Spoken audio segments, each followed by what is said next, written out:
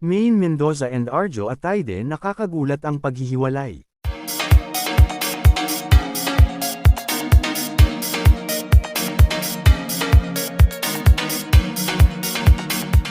Isang balitang umuugong ngayon sa mundo ng showbiz ang umano'y paghihiwalay nina Maine Mendoza at Arjo Atayde.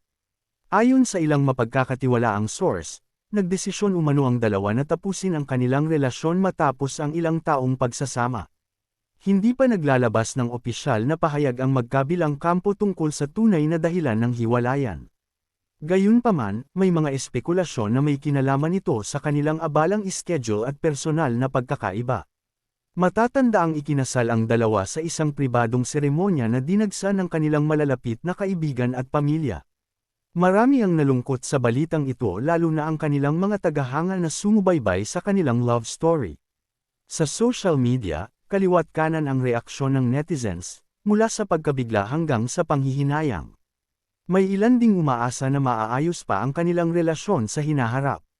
Sa kabila ng isyo, nananatiling tahimik ang dalawa at patuloy sa kani-kanilang mga proyekto.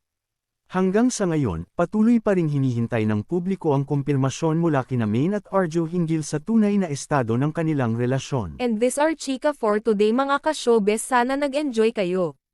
Don't forget to like, share, subscribe and click the notification bell for more updates.